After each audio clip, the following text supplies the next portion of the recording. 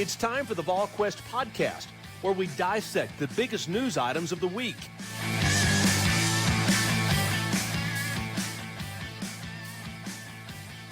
Good Tuesday, everyone. Welcome to the Volquest.com podcast presented by Smoky Mountain Organics, East Tennessee's most trusted health and wellness store focusing on natural products and organic remedies. That's Smoky Mountain Organics. Check them out online at SmokyMountainOrganics.com. Visit one of their 4 locations, including that Knoxville location in Kingston Pike and the 3 locations in Sevierville, Pigeon Forge, and Gatlinburg as well. So that's Smoky Mountain Organics. With Rob Lewis and Austin Price, I'm Brent Hubbs. Plenty to get to in this podcast. Hope everybody is staying warm, and if you got snow, being safe and enjoyed it, and back on track with a regular work week with everybody coming off of the holiday. All right, let's talk about recruiting first, Austin, and let's talk about Tennessee over the weekend. 2 visitors in. You had a chance to catch up with both of them. What's your takeaway from the 2 visitors? Give me a big picture viewpoint for Tennessee in the 22 class as well. Let's start with the 2 visitors. How about that? Yeah, I mean, we'll start with Isaiah Nayer. Everybody wants to talk about him. Continue to believe Tennessee's in great shape there coming out of the visit. He's a great looking kid, Brent. You and I both saw him.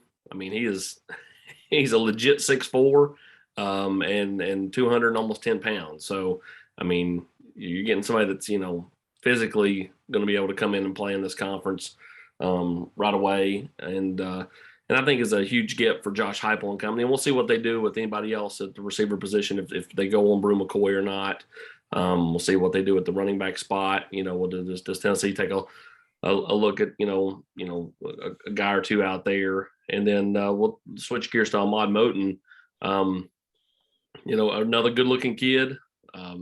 I think Tennessee has done all they can do, Brent. I mean, like, they showed well. He's been up here 2 weekends in a row, once just a vacation with his family in Gatlinburg. Second time, for his official visit. I think that the family and the kid really love Rodney Gardner. Oklahoma's also heavily in the mix. He'll go there this weekend. Kid is at Carolina yesterday and today. Okay. But his parents weren't going, so I don't view them as a real threat.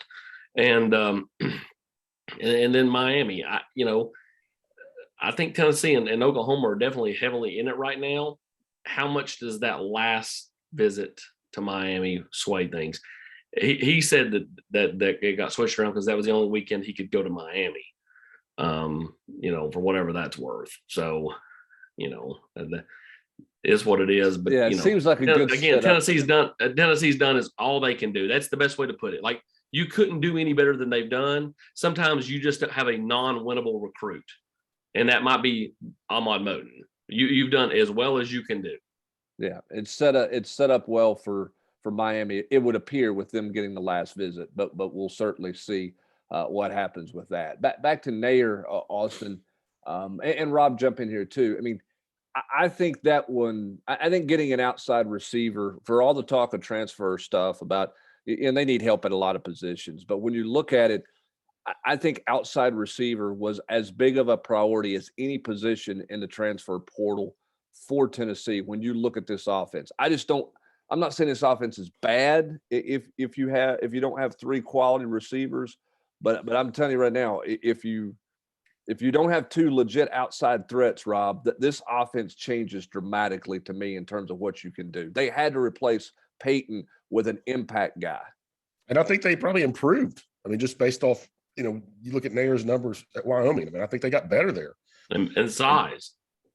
Yeah, a lot bigger. And, you just look at the incredible season Cedric Tillman had, and it's hard not to get pretty excited, I think, when you look at – I mean, Nayer is probably not going to be as productive as he was at Wyoming, but he put up some ridiculous numbers out there. I mean, the kid can play. And I think him and Tillman are going to be a formidable duo. Yeah, I mean, I've mentioned this in the 10 things I think after the bowl game. Batman's got to have a Robin. Cedric Tillman needed another guy opposite of him to take pressure off of him from a defensive standpoint in terms of what they can do with safety help and all that. And that's why I think getting an outside receiver was so important, and getting one of this caliber is a big deal to me, Austin. It's also a reminder that there are guys out there everywhere. I mean, how this guy ends up at Wyoming, I don't think he suddenly grew 5 inches from high school. But for whatever reason, he got no traction coming out of high school in Texas with not a lot of opportunities. There are guys around this country that can play. You just got to keep on digging and keep finding guys, because there are guys everywhere.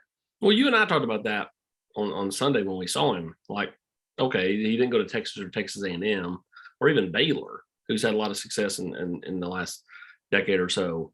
But I mean, Texas Tech, Rice, SMU, like where were those programs on a kid like this? Like that again. That's the more head scratcher to me. That he got all the way to Wyoming. Because I mean, again, he is pretty. Yeah, I mean, and he's productive. You know what I'm saying? It's not just a guy that you walk around and says, hey, he looks like Tarzan, plays like Jane. You see his production now, yeah. And it's like, okay, he can also play. He's not just a pretty looking athlete. He can play. But it is a reminder that it happens all the time. There are guys just look at places all the time. Look at the NFL last night. I mean, maybe the best player on the field might have been Jarrett McKinnon. He went to Georgia Southern. Yeah. I mean, Travis Kelce went to, ended up at Cincinnati. I mean, it happens all the time in college football. Devontae Adams, you can go right down the list of guys that, that kind of mid-level guys that just, blew up. The NFL doesn't discriminate. And that, I mean, one of the best quarterbacks in the NFL played at Wyoming. One of the other best quarterbacks in the NFL played at Texas Tech.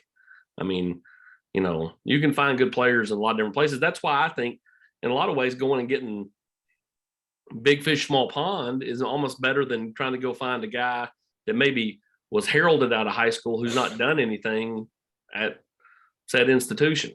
Yeah. And I think that's always the debate. Do you like, from a portal standpoint, do you like a guy like production? Yeah, really productive at a small school? Does that translate better to a big school versus a guy who you think's got a lot of potential, but it's not worked out for him at whatever big school he went to? All part of the debate with the transfer portal, which Austin has become. That is the new recruiting. I mean, that is what December and January is all about, and why teams around the country are doing everything they can to add to their staff to try to improve themselves in the transfer portal world. But because it's a handful to manage, and it changes every hour of every day. And we'll see where Tennessee goes from here. If anybody else comes at midterm, does anybody else jump into portal here late? There are going to be some guys who are in the portal now who are going to make late decisions. The kid at TCU, the offensive tackle at Vanderbilt, 2 guys who are going to make decisions in May. The kid at Vanderbilt can go to an SEC school because he's in the portal. He doesn't have to make a decision now, but he can go there because he's in the portal. He can go to another SEC school. So we'll see what happens with him in May. Does Tennessee stay involved, and are they involved there long term? Same with the kid at TCU. Yeah, kid from TCU is going to stay in the state of Texas. Okay. I don't see him. I don't see Tennessee getting a long look there. Okay. All right. Tennessee was going to swing, and they have swung there. But again, that's the other part of the portal. Sometimes you just can't get them. They're not interested, or they want to go back closer to home or stay closer to home. That's the shock with Nair. To me, he is choosing offensive fit for him versus the opportunity to play closer to home, which I didn't think that was going to be the case early on, but give Tennessee a lot of credit for all that they've done to make that happen. All right, let's talk about coaches on the road. How much of this, Austin, is 22s? How many 22 guys are there on the board for Tennessee to realistically see? And how much of this is laying the groundwork 23, 24 for the rest of this month? Well, there's not. I mean, it's going to see Ahmad Moten. They'll do that later in the week.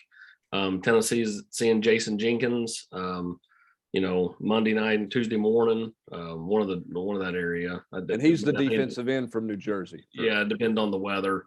And then they'll try to go see Miguel Mitchell, who committed to Florida over the weekend and was supposed to visit that last weekend. But there's just not a lot of high school kids that they're after.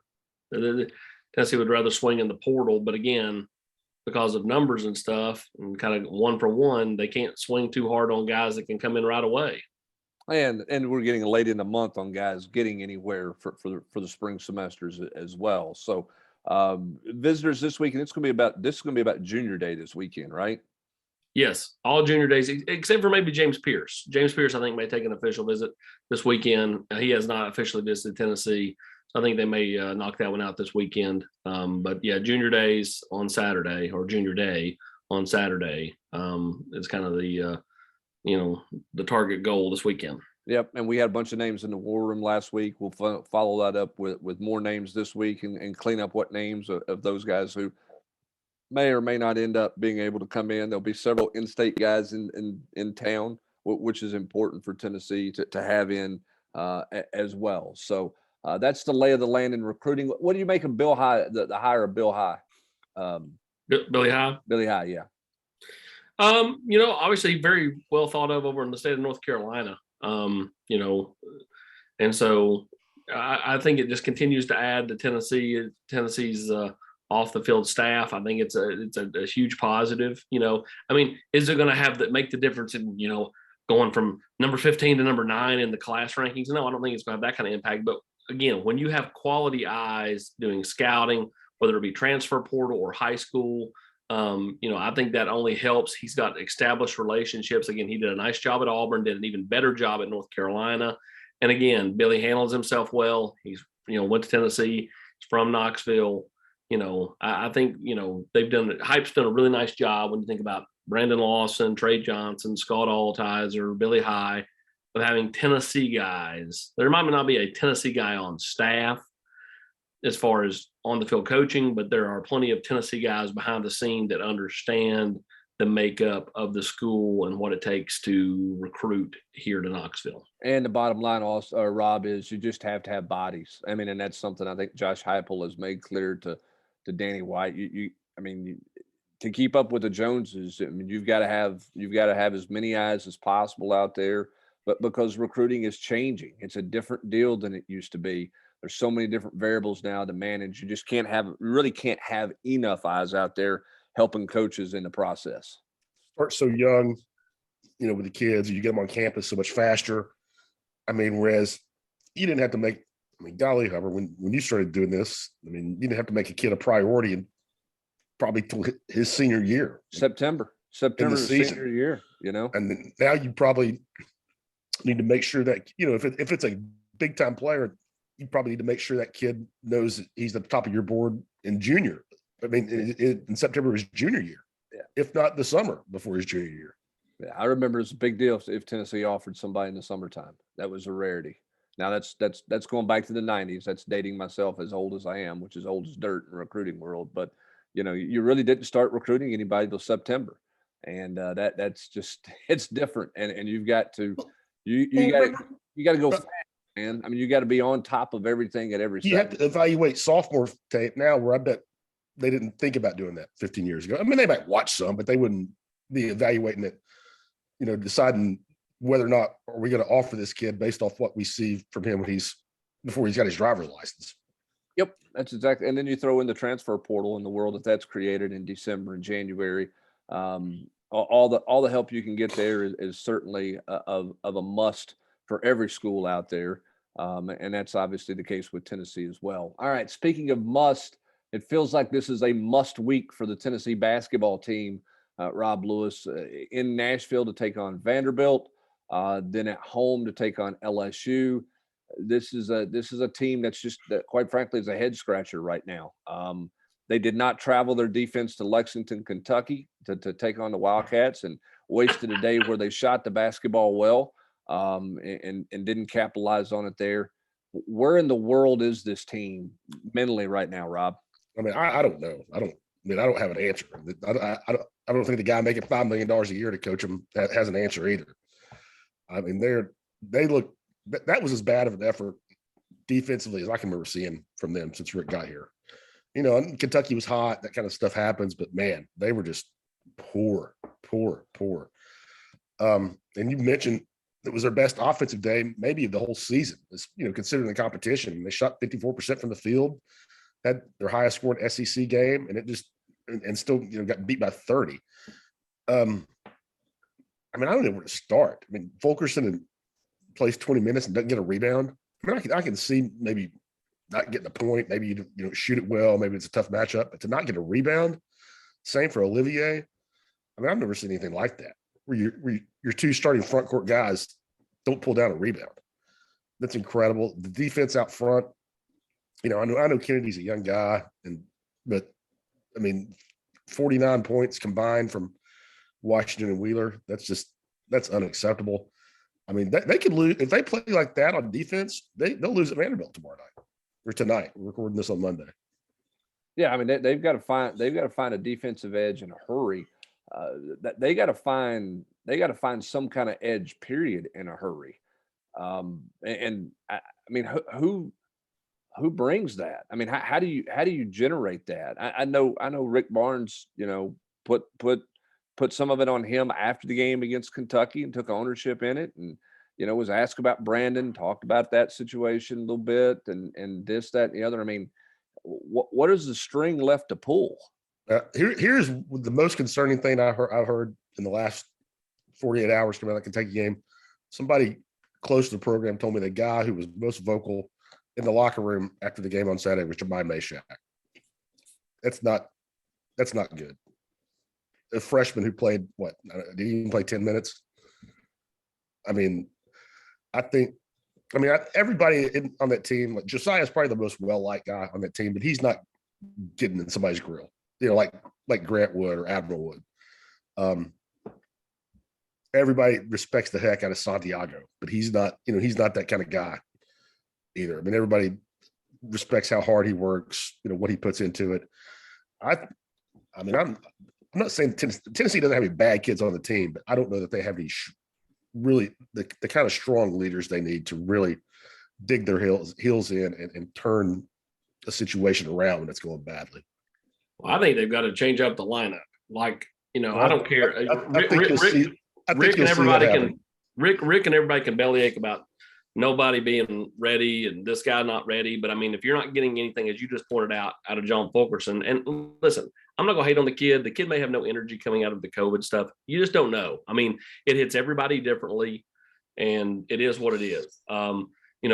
But my point being is, like, if you're not getting anything there, even if you can't rely on consistency out of the young kids, they're still going to give you something more than somebody with no energy brings. So, I just feel like they've got to, drastically shake up the lineup and see if they can catch lightning in a bottle. Because like right now, there's no juice at all. This is like the most stagnant room in the country. Rob, you think they're changing it? Yeah, I think you'll see some changes tonight. Just in starting or just in rotation in general? I think starting lineup and minutes, both. Okay. You think he's going to pare the rotation down, or are you still playing a lot of guys to grasp at straws to try to catch that lightning? The one guy I would kind of wonder about, like if his minutes go away, is Victor Bailey. I'm not saying they will, but I would think that would be a possibility. I mean, I think Rick's. I think he's the point where he's willing to play Quentin DeBunje, even though he's has no illusions that he's ready to be what they need. I mean, I think he's ready to throw everything up there and see what sticks. Well, I mean, I think the one thing that you hung your hat on until Saturday was the fact that you played defense. Now, you didn't want to try to win games, 62-58. We've talked about that on the podcast for weeks, Rob, that you got to put the ball in the basket more, which is something I've been harping on. The scary part of this team is that the defense disappeared, as you mentioned earlier. Can they get that edge back? Because that's a lot of, and that's just an effort thing in a lot of ways. Yeah, I think you'll see them. I mean, I think the Kentucky game was an anomaly. I mean, I think it was just they just ran into a hurricane. I mean, Kentucky was on edge. They were ready to play. They hit shots. I mean, God, Washington and Wheeler, I want to say they were like 18 of 23, something from the field. I mean, that's tough to do in the gym by yourself. Yeah.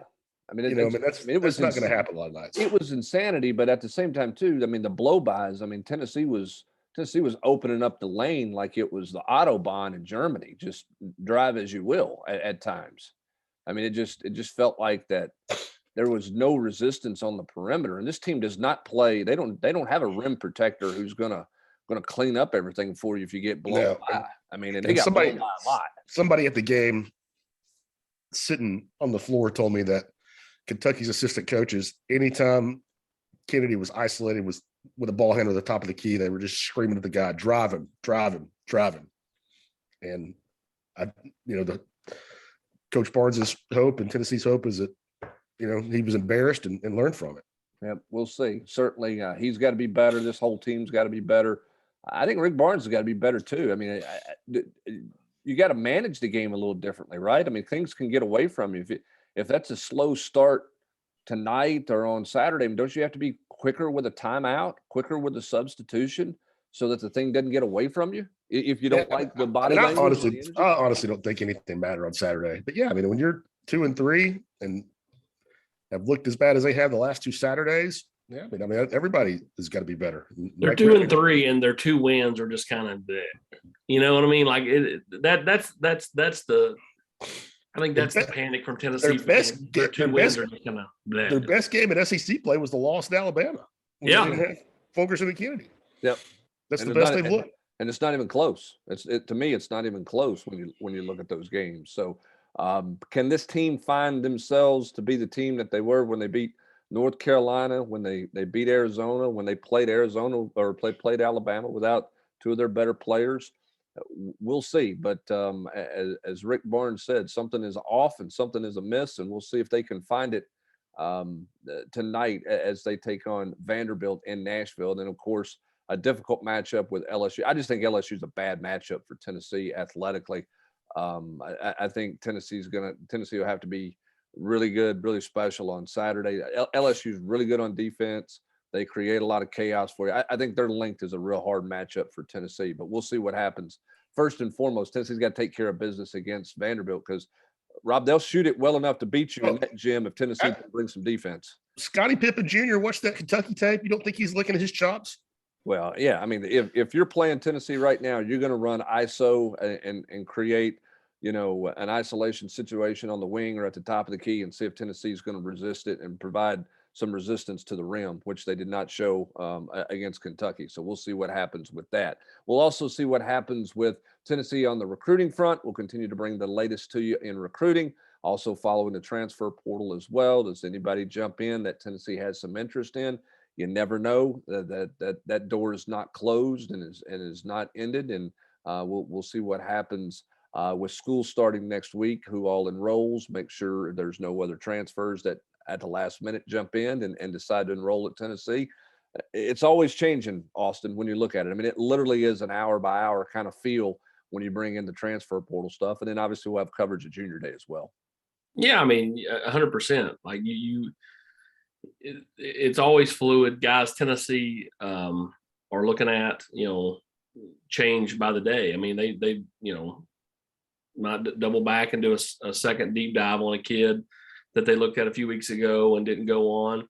You just never know, kind of what Tennessee's going to do. And you never know who's going to hop in the portal here, over the next, few days as if, there are a few schools that start late. And so there's some options still there, but, time is ticking really, really quick. Before we get out the door, like I'm surprised, like a guy like Harrison Bailey, he's not announced anywhere. Here we are, on the 18th of January. And a lot of drop ads have either passed or they're going to pass this week. And, still no announcement from him. And he's been in the portal for months. Yep. And you wonder if some of those guys who have not found a home, what they do. I mean, if they voluntarily withdrawn from the school they were at, which is the case for somebody who went in the portal in the fall, what are they going to do in the fall semester, in the spring semester, if they haven't found a home? So, lots of moving parts, lots of things as everybody continues to adjust to life with the transfer portal and the ever-changing world that is the transfer portal in college football and college football recruiting. That's going to do it for this edition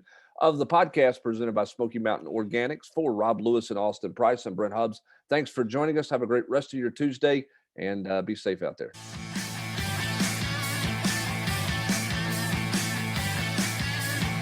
You've been listening to the Volquest podcast every week here on Volquest.